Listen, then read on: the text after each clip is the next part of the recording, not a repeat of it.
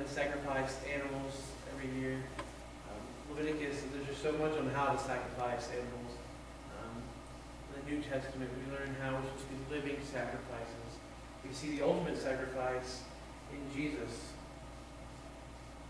But have you ever stopped and wondered what sacrifice really is?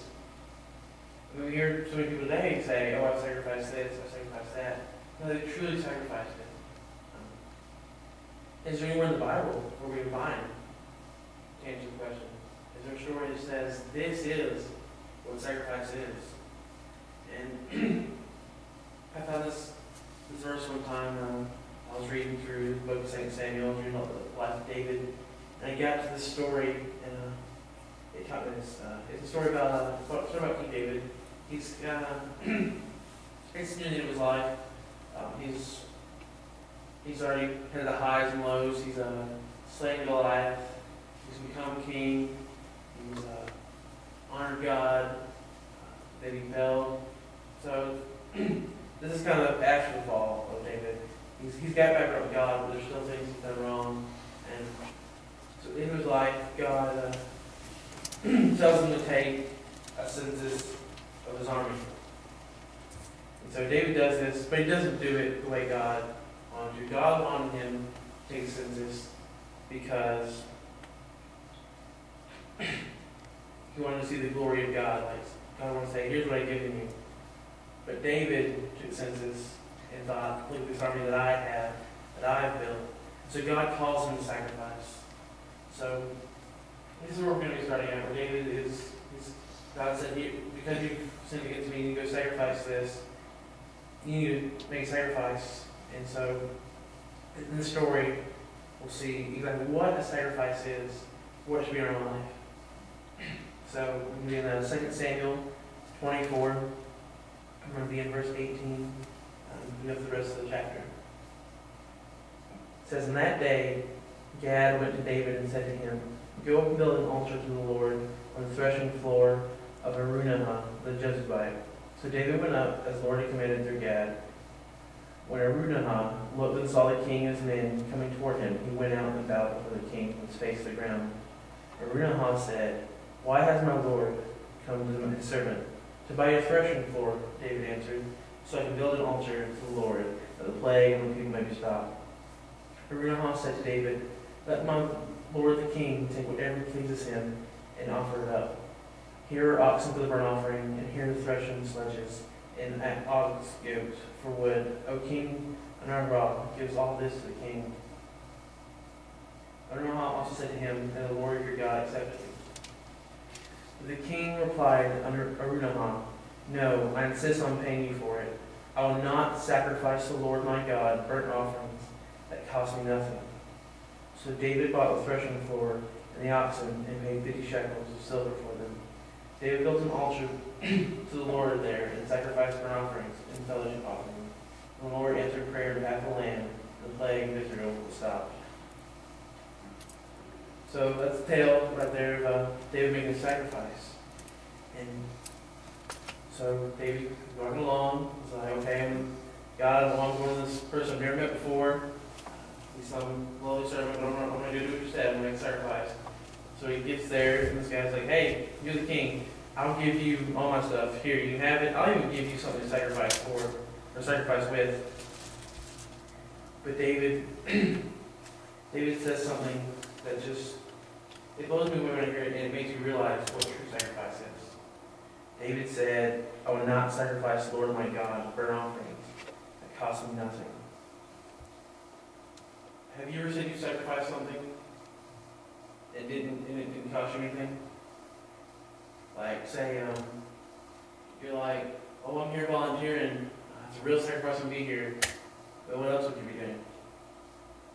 I mean, if you're going to get home watching TV, you're not really sacrificing your time if you come up to the church and help out. Or, man, I'm going to have to tithe. Here's my sacrifice. And what are we using money for? To buy a boat, to pay for cable, to pay for internet? Are you really sacrificing? Or that's That's what David's saying, that it's not sacrifice that costs you anything. And your time. We'll focus on that first. How do you spend your time? Do you spend your time to please you, or do you spend it to please God? In my life, for example, there's times when I'm like, God wants me to do this, so I have to do it. I'm going to sacrifice this. And I think about it.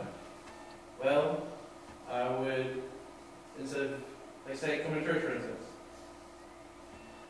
is it really a sacrifice for me to come here when otherwise I'd be asleep or watching TV or doing nothing at all?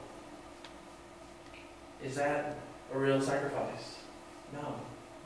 But it does please God. Or say for your money. I could use my money to pay for somebody to go on a mission trip or to tithe it. Is that a real sacrifice? Am I truly sacrificing? Now, some of you may be. It may be you have to give up something you really need for this tithe or to give an offering. But would you rather be using it to go watch a movie or go out to eat or just do something extra that you don't really need and something you want? Are you really sacrificing your money when you do that?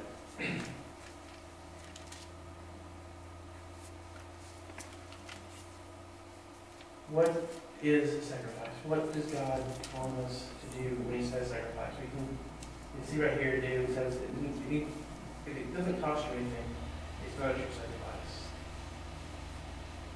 And that applies to our life as well. God calls us to be living sacrifices.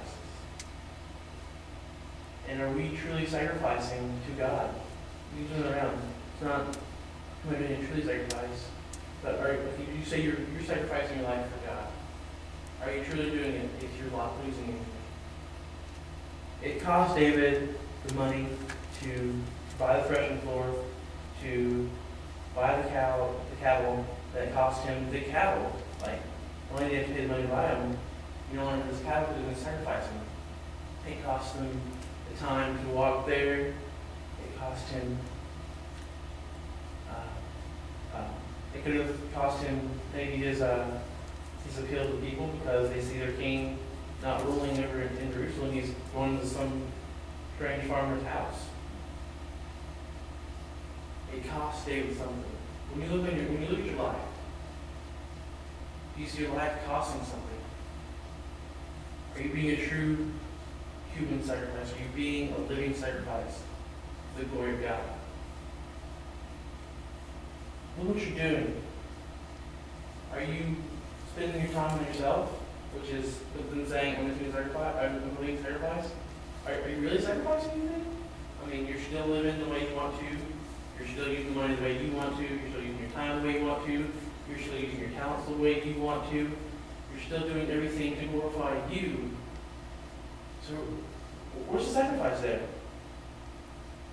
Yeah, you sacrifice $1 instead of buying a Coke. You sacrifice the Monopoly. Really? I said we kind of work with you. Like we would if sometimes in my mind, like me, but maybe really y'all, but if God told me to sacrifice something, say He told me, hey Donald, sacrifice $1,000, and if I sacrifice it right now, it would cost me something. But say something to me and goes, here, I can give you $1,000, give God, though, okay? That's not no sacrifice, and that's something I need to fix my life. I need to make sure when I sacrifice to God, it's a true sacrifice. I mean, would you do that if God told you to do something, and someone came along and said, hey, I can give you what you need to sacrifice? Yeah, you can do that, you give it to God, but you're still really sacrificing. Because, like in my case, I didn't have $1,000 in the first place, so if God gives it to me to give back to God, there's no cost there. Is it costing you your life to live for God? Are you making a sacrifice?